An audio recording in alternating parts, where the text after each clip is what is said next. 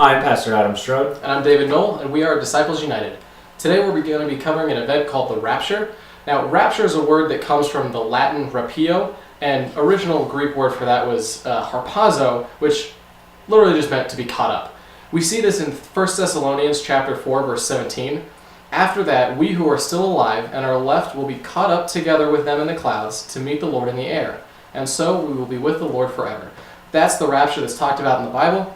This event generally revolves around this 7-year period called the Great Tribulation. What the Great Tribulation is again, a 7-year period that's talked about in Daniel chapter 9, and is the central focus for the entire book of Revelation. This period is supposed to be a time of unprecedented suffering, where the Antichrist rises to power, starts the world under a one-world government, and eventually culminates in the Battle of Armageddon, which is where Jesus' second coming is. He comes back to earth, he fights the armies of darkness, eventually overthrows the Antichrist, and binds Satan and begins his 1,000-year rule on earth. The 7-year tribulation is generally not disputed by any conservative Protestant scholars. What is disputed oftentimes is the point in time when this rapture is actually supposed to happen. So, Adam, why is it that we even care when the rapture happens around the 7-year period? And that's a really good question. I mean, this can be a very divisive topic amongst Christians. This is one of the things that oftentimes even separates churches. And so it is a very hot-button topic, but it is something that's worth taking the time to address because it's very important to us. I mean, number one, it was very important to God. I mean, Jesus Christ talked often about his second coming, and he talked often about this returning for his believers. In fact, the book of Revelation is the only book that we can sort of directly attribute to him, because although it's the Apostle John writing it, it is the revelation of Jesus Christ. So really, he is the author of that book. So the only book that we can ascribe to Jesus himself is the book that talks about the end times, the 7-year tribulation period, the rapture of the church. And so it's something that was very important to Jesus, very important to God. And if it's important to God, it should be important to us. Secondly, this is the great hope of the church. This is the resurrection of the believers. This is the thing that we look forward to, the thing that we base our hope on. And so it's something that we have a great stake in and something that we should take very seriously. Lastly, there's an event that Jesus talks about in Matthew chapter 24 that ties into this great tribulation period, and we call this event the great apostasy of the church. And we'll touch on this a little bit later, but basically what it is it's a massive falling away of Christians from the faith. Christians actively turn away and relinquish their salvation. And so anything that touches on the salvations of millions of people is certainly something that we as a church should be concerned with. So, it's important to God, thus should be important to us. That makes sense. What are some of the different views as far as when this rapture is going to happen? Right. There's 3 real main views. The first is the pre-tribulation rapture. This is by far the view that's held by most Protestants. This view asserts that the rapture is going to happen before the tribulation, that all the church is going to be caught up before any of the 7-year tribulation events happen. The next view is the mid-tribulation rapture, and the last is the post-tribulation rapture. We actually ascribe to a pre-wrath rapture viewpoint, and what the pre-wrath rapture viewpoint is that we believe that the church is going to be caught up somewhere during this tribulation period. Specifically, the book of Revelation talks about this 7-year period in great detail. Amongst the details and amongst the events, it talks about a variety of different sort of judgments. We talk about the seals. There's 7 seals, there's 7 trumpets, there's 7 vials. Now, most Christians that believe pre-tribulation rapture believe that all of these are the judgments of God. We do not hold that to be so. We believe that the seals are in fact not the judgment of God. These seals last for about the first 3.5 years of this tribulation period, and we believe that the church is going to be present during that time and will only be raptured just prior to the initiation of the wrath and the trumpet judgments. So why is it that you don't think that the seals are part of this judgment? It is definitely talked about as a time of suffering and death and plague. That sounds pretty judgmental. Well, right, and it certainly is a time of suffering. It appears to be a time of judgment, but it's not a time of judgment of God. There's a couple things to point to this very clearly. In Revelation chapter 6, this is just after the 6th seal is broken. The nations of the earth gather together after a great sign in the heavens, and they say this: "They call to the mountains and the rocks, fall on us, and hide us from the face of him who sits on the throne and from the wrath of the Lamb. For the great day of their wrath has come, who can withstand it?" We know that these events happen, that this 6th seal doesn't happen until after about the 3.5-year mark in this tribulation period. So it seems a little silly and almost oxymoronic that these people should be saying, hey, the great day of the wrath has finally come, if the day of the wrath of the Lamb has been coming for the past 3.5 years. Additionally, in Revelation chapter 7, we have 144,000 Messianic Jews that are marked with the seal of God upon their forehead. Now, the purpose of the seal of God, as we find out in the book of Revelation, is to protect these 144,000 Jews from the coming wrath of God. Now, the question that you have to ask yourself is, why would God want to protect these Jews from 2/3 of the wrath, but leave them exposed to 1/3 of the wrath? It's just something that doesn't make sense when you look at it within the context of the book of Revelation. Now, then, so that also implies then if the rapture happens most of the way through this tribulation period, that means the church is going to be a big part of that persecution period. We're going to have a lot of Christians that are around during this time of suffering. Absolutely. I mean, that is what Jesus touches on when he's talking about this end time period. He does talk about this event, which we call the Great Apostasy. He says this in Matthew chapter 24, verses 9 through 13. Then you will be handed over to be persecuted and put to death. You will be hated by all nations because of me. At that time, many will turn away from the faith and will betray and hate each other, and many false prophets will appear and deceive many people. Because of the increase of wickedness, the love of most will grow cold, but the one who stands firm to the end will be saved.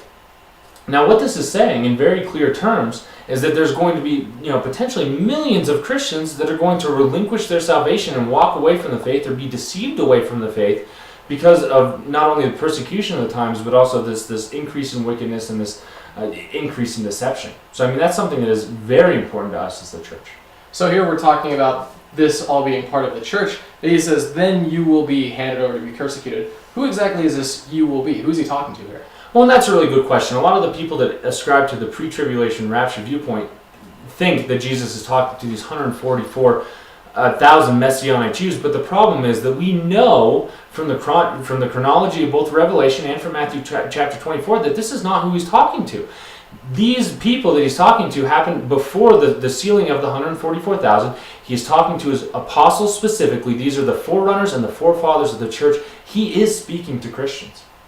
All right, so one of the main points that we'll also see being brought up is this idea of this imminence doctrine, which anyone who ascribes to the pre-tribulation rapture viewpoint will say, well, it can't happen throughout the tribulation because of this imminence doctrine. I'll go ahead and move into that in 1 Thessalonians chapter 5, verses 1 through 2, say, now, brothers and sisters, about times and dates we do not need to write to you, for you know very well that the day of the Lord will come like a thief in the night. That's a verse that a lot of people know.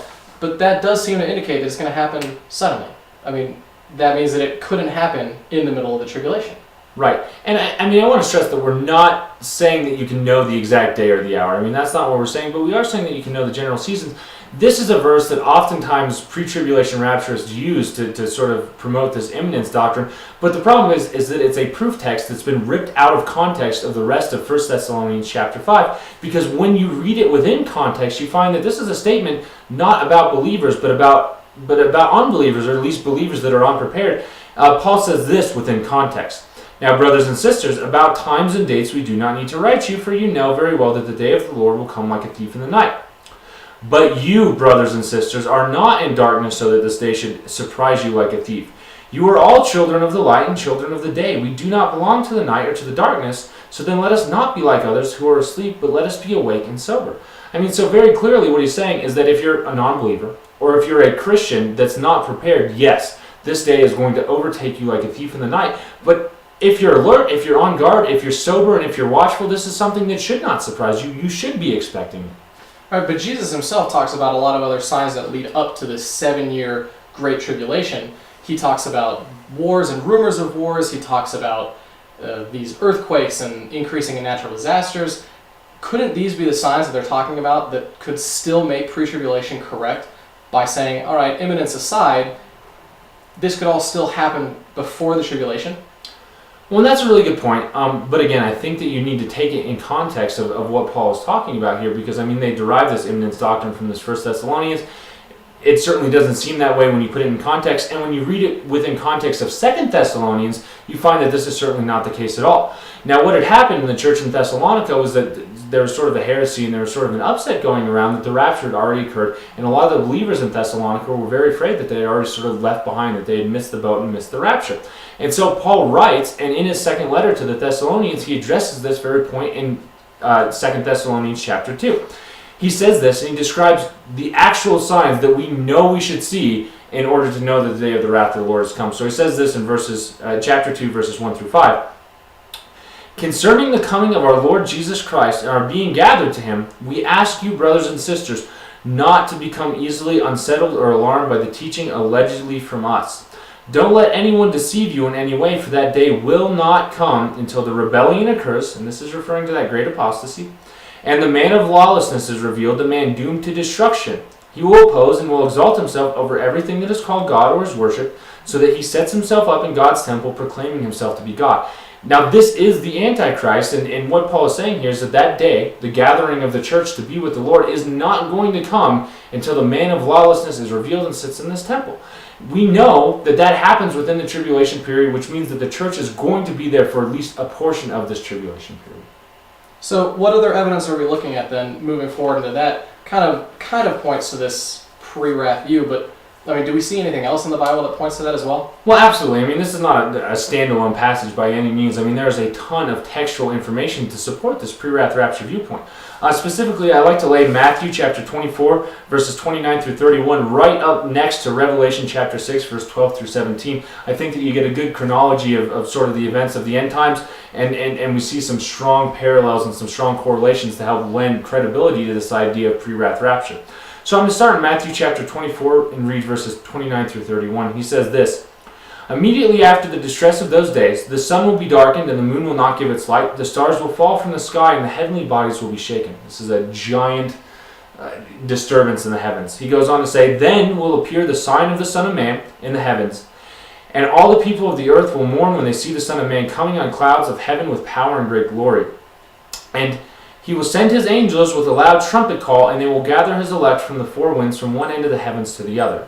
So here is where we ascribe that the rapture happens. I mean, in this verse 31 here, it reads like the rapture is going to happen. Any common sense reading of this seems to indicate that this is the rapture. We even see that same terminology, this trumpet call gathering together the elect, that's used in both 1 Corinthians chapter 15 and also in 1 Thessalonians chapter 4. I mean, so this seems to be the rapture, and it occurs after this great sign in the heavens. Okay. Now, this great sign in the heavens is really important, and it's not, I mean, sometimes it gets brushed over, but we have to understand that this is a very unique event in biblical prophecy, because this is the event that signals the coming day of the wrath of the Lord. It's described in both Isaiah chapter 13, verses 9 through 13, Joel chapter 2, verses 30 through 31, obviously Matthew chapter 24, and then in Revelation chapter 6, verses 12 through 17, and we're going to read those now.